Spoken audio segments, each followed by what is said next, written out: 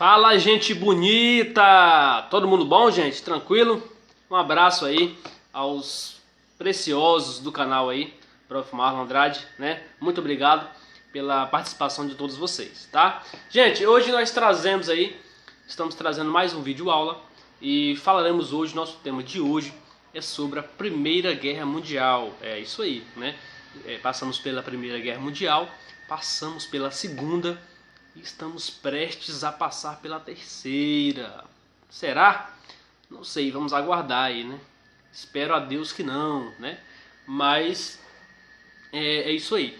Hoje falaremos sobre a Primeira Guerra Mundial. Gente, como podemos começar uma introdução aqui desse tema? Bom, para uma melhor explicação, para vocês entenderem melhor, vamos fazer um vídeo curto e rápido com explicações simples, detalhadas, tá?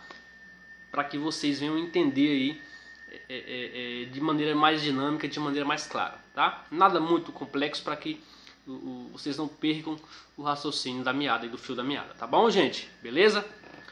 Bom, pessoal, a Primeira Guerra Mundial, ela é fruto aí de, podemos dizer que um outro tema, né, que é o imperialismo, né? Esse imperialismo foi uma das causas da Primeira Guerra Mundial. Então vamos discorrer um pouco sobre o imperialismo, aqui já abordando outro tema, não é mesmo? O imperialismo. Então esse vídeo vai ficar bastante bom, interessante para que vocês venham assistir e entendam o que é imperialismo e o que foi a Primeira Guerra Mundial, tá? Gente, o imperialismo ele é o resultado aí, da Segunda Revolução Industrial. O que foi essa Segunda Revolução Industrial? Essa Segunda Revolução Industrial, ela industrializou, como o próprio nome já diz, ela industrializou os países, né? Então os países passaram a produzir mais em grande escala, né? Em larga escala, digamos assim, a grosso modo, né? Então os países passam a fabricar mais do que seus mercados internos conseguem absorver. Então isso é o imperialismo, né? Então as indústrias elas vão procurar resolver isso, procurar novas áreas de influência, né? Então elas vão buscar novos mercados consumidores, né? Porque o mercado interno não conseguia absorver as suas mercadorias, tá? Então o imperialismo é isso, ou seja, os países industrializados vão subjugar ou vão dominar outros países, né? Principalmente o continente africano e o continente asiático. Tá certo, gente? Então, esses países ricos, como os países da Europa, né, o Japão, eles vão dominar, eles vão subjugar com a força, né, com poder ideológico, esses países mais fracos, ou essas colônias mais fracas, né? É o neocolonialismo aí do século XIX, tá? Bom, gente, então a Inglaterra e a França,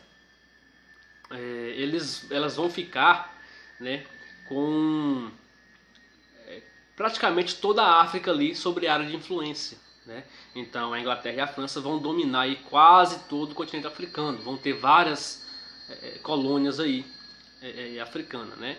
A Inglaterra, por exemplo, vai ter 50 colônias aí nesse século XIX de área de influência, né?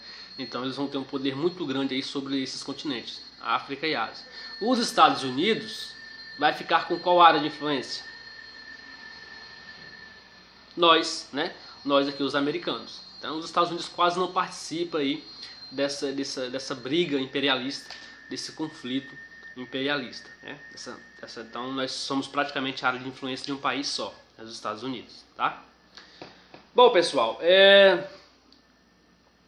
o que acontece é que a Itália e a Alemanha enquanto os outros países estavam buscando novas colônias, né, formando aí o seu imperialismo, né, novas áreas de influência, a Alemanha e a Itália estavam passando por um processo de unificação, né?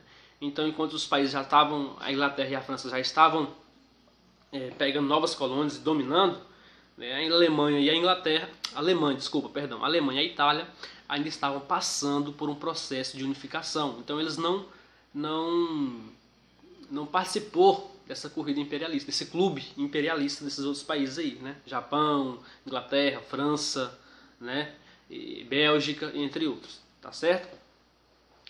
Aí o que acontece? Vão tentar resolver esse problema, né? Por quê? Porque a Inglaterra e a França tinham um monte de colônias na África, né? E a Itália e a Alemanha, quando foi buscar essas colônias, já viu todo mundo tomado ali entre essas potências. Então eles vão tentar resolver essa questão dessas colônias na Conferência de Berlim, que vai dar essa cara aqui para a África, essa cara para a África, tá? Então é uma sacanagem grande, né? Por quê? Porque esses dois países têm um monte de colônia e esses outros, a Alemanha e a Itália, quase não tem nada, né? Aí, pessoal, o que vai acontecer? A região dos Balcãs, antes disso, nós temos aí, antes da Primeira Guerra Mundial, nós temos essa corrida imperialista, né? Então, por causa desses problemas de colônias, vão se formar aí os dois blocos econômicos, né? O primeiro bloco, a Tríplice Aliança, formada por Alemanha, Itália e Império Austro-Húngaro. Então, Alemanha, Itália, Império Austro-Húngaro. Tríplice Aliança, tá? E nós temos a Tríplice Entente. A Tríplice Entente formada por Grã-Bretanha, França e Rússia, tá? Nós temos aí a Tríplice Entente. Diferente da Segunda Guerra Mundial, que os blocos se formam já dentro da guerra, aqui na Primeira Guerra Mundial nós temos aí a formação desses blocos, dessas alianças antes da guerra, né? É o chamado aí paz armada, em que os países já sabiam que ia ter um conflito, né? E estavam se armando, aí a indústria bélica estava se armando e já se formando aí os blocos, as alianças econômicas, tá certo? Bom, gente, o que foi o estopim da guerra, o motivo o qual eclodiu aí o conflito? Vamos dar uma detalhada. A região dos Balcãs era a região dos Balcãs. Nós temos aqui a Península Balcânica, nós temos a Grécia, né? Então a região dos Balcãs é aquela região acima da Península Balcânica.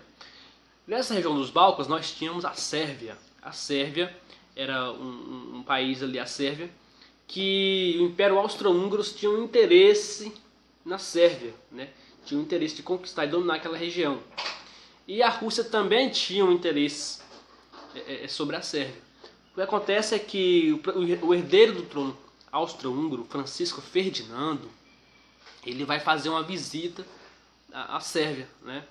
Ali e vai ser assassinado por um estudante paramilitar sérvio, né? Então o Império Austro-Húngaro tem o seu herdeiro assassinado e declara guerra à Sérvia. A Rússia, que tinha também interesses econômicos, né, na Sérvia ali, declara apoia a Sérvia. Então nós temos um embate entre quem? Um conflito entre quem?